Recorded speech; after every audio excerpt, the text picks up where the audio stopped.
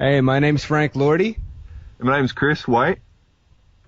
and welcome to the Revelations Radio Network. This show, as of now, has no name, and we're going to be asking people to submit names for us to potentially use, and we'll get to that later on in the show, but for now, I guess we should just get started. So, Chris, what have you been working on lately? This week I've been preparing for a few different interviews. One of them with Barry Hamish, I guess. I don't know how you pronounce it. I've listened to a lot of his interviews, and he's yet to correct anybody when they pronounce his name in all manners of different ways, so I don't know which one it is. But anyway, so I've got a lot of stuff about that and the weird disinformation about Israel I've been thinking about, and also some stuff about just Bible prophecy in general. Has been a lot of stuff there, and also some stuff about Jordan Maxwell. Just been those three things have been a lot of stuff going on with that. So that, and then the zeitgeist stuff. I know all kinds of stuff's always going on with that. A lot of new comments and stuff going on as usual, but I'm sure you've dealt with a lot of that this week too. Oh yeah, Well, not really an hour goes by where I don't get some kind of email. Either someone's posted a comment, posted a response, posted a comment on the on my channel, or just contacted me through there. It's just really lightning rod for pissed off people.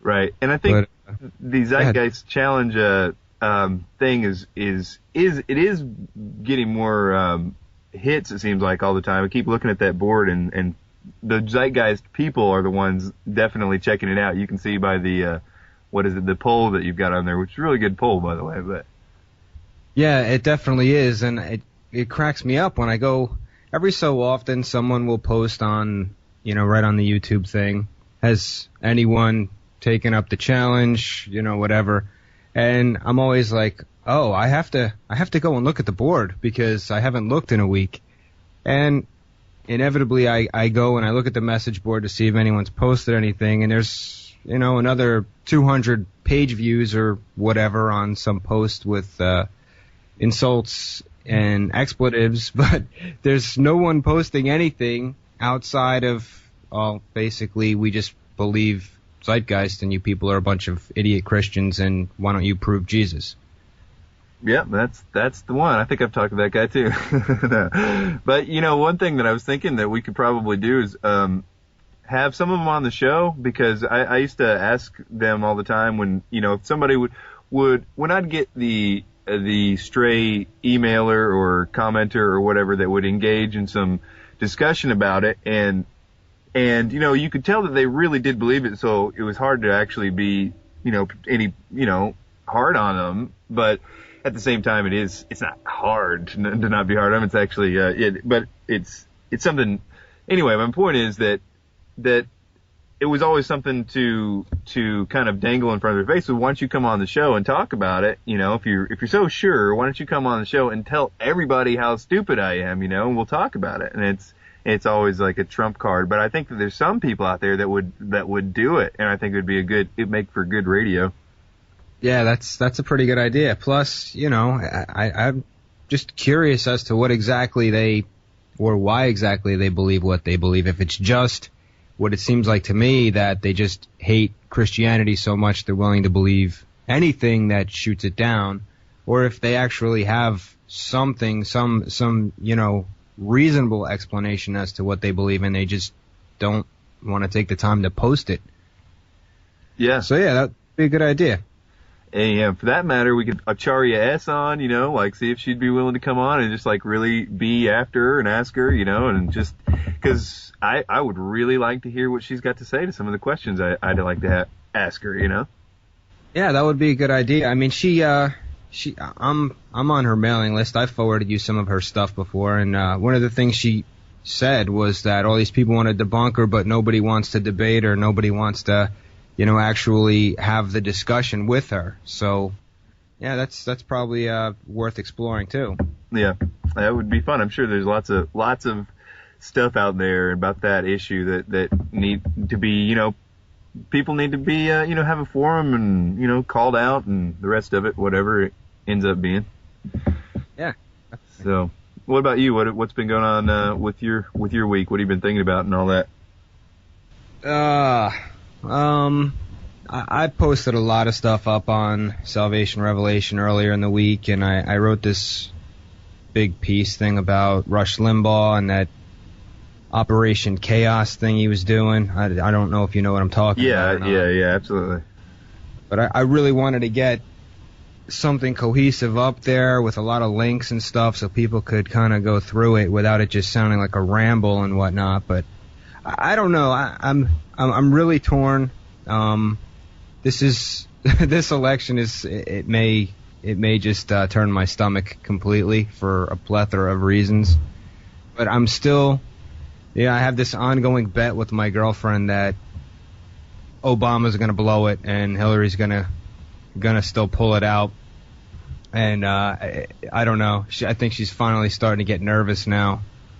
I don't really care one way or another. I'm just really tired of the whole thing. I listen to so much talk radio and this and that because I'm just bored of music and stuff. And I really don't think I can stomach too much more of this election. It's still 9 or 10 months away. Yeah, but see, that's what I think that they're intending to do. That I can't remember where it was that I heard that, but just to bait, it was some kind of Masonic prophecy, maybe it was Albert Pike thing, to get them so to detest it so much, and that will basically bring in one of the reasons for the need for the world government and everything else. Yeah, I totally think that's what a huge part of this is, and I mentioned some of that when I was talking about the Star Wars stuff.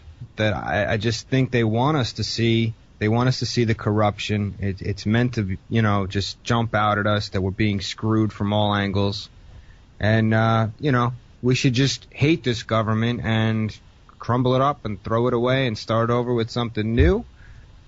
And exactly. Yeah, I actually called into a radio show today on the We the People radio network and called because of that issue, more or less, because they were talking about. They were talking about it from the quote the Patriot viewpoint, basically about the comments about Iran and with Hillary and George Bush and all the comments about supporting Israel and all the rest of it.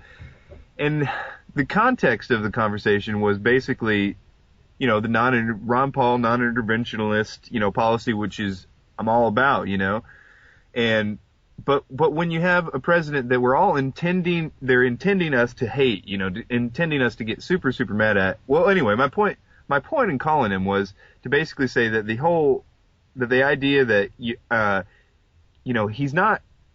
I don't know. I said this better in the radio thing, but basically that it's a big psyop. That sure he's not. We all know that he's not a Christian, and that he's not really just a backslidden Christian. His dad, head of the CIA, and the Skull and Bones, and laying in the coffin, and we all know about Bohemian Grove. The guy is definitely lying about being a Christian, and in the same way about lying about being a Christian, he's also lying about supporting Israel. In the same way that he says, we're going to build a fence, and then on the other hand, actually does everything to not build a fence, that's the same principle. And the whole truth movement is getting fed one particular lie. They agree about him being a Christian and supporting Israel and thinking that it's real about that and that issue. Then, yes, let's believe the UN and the Council on Foreign Relations and every news outlet in the world and the BBC. And, for some reason, every patriot and truther toes the UN line when it comes to that. But in reality, it's not that way. These people hate the Jewish people, and they're funding their enemies to the teeth, and it's all a big psyop, and we're intended to get mad and all this jazz. Anyway, so I guess that sort of pertained. Yeah. Did you see that the article with that guy from the UN that wants an investigation into 9/11? Nope. I don't remember what the guy's exact title was. Don't quote me on this, but I believe it had something to do with Israel. And he's basically, I think it was on one of Alex Jones's websites, that I found the link to it. But he basically said that he believes, or is led to believe, that the neocons had something to do with 9/11 and that it should be investigated by the United Nations. And I just don't know what the movement would feel about that. You know, then do you just run to the UN like with open arms? Oh, thank you. You're gonna, you'll reveal it all to us. I heard a good explanation about that. I think is even if it's not true, it's helpful to understand the concept, and that is the whoever it was explained that, it's easy to fall into the trap of the New World Order is all powerful, it knows everything, and has done it all, and that keeps us from pursuing something like that, like saying the entire UN is bad and corrupted and everything else, when in fact there probably are actual good elements inside and other places or whatever. I mean, I find that hard to believe, but yes, there is probably an organization of inquiry and a particular, I don't know what you'd call it, whatever they're calling for, investigation that could be independent and actually get something done. But I always, I go back to what you say on your podcast a lot, is that, you expect a lot of this stuff to come out, the 9/11 whatever and all that jazz, to come out and to use it as some kind of fuel to help us abandon government, et cetera, et cetera. But I always see that as, that's such a really tough card to play. I mean, when you game plan that out, it doesn't, that breeds so much mistrust for the news media, for one thing, that I don't think that they could do it, because that makes the news media out and out liars, but they still will need them in any case. They're not going to go away. So it would be such a dangerous card to pull the 9/11 was an inside job for the Joe Sixpack. Yeah, you could be right, but I wish I could even just really put my finger on why I think that so much. It's just, for some reason, something tweaked inside of me that just really makes me think that that's gonna come out, and that a good deal of all this stuff is just gonna come out, and that's just all gonna play into just tossing the old carcass of the United States into the Atlantic or the Pacific or something and starting over. Not that, I was listening to, what's his name? Visigoth? Yeah. I love him, yeah. I never listened to him until Gordon Comstock told me to check him out. So I started listening to him, and maybe the second to last episode that he did, that's up on iTunes right now, was just great. He was talking about, Israel not really being Israel as, it is in the Bible, and what is the United States? Have we just been totally duped right from the beginning about what the United States is and what the role of the United States is, and a lot of stuff. And just, I don't know, man. I feel like most of the time I'm together, and then I have these moments where I just feel like I woke up in a parallel reality where totally everything that I thought I knew is just completely like a total lie. And it's, I don't know, everybody goes and runs to the Matrix. The Matrix is, I don't know. I tend to think that, and this again, I think this plays into it,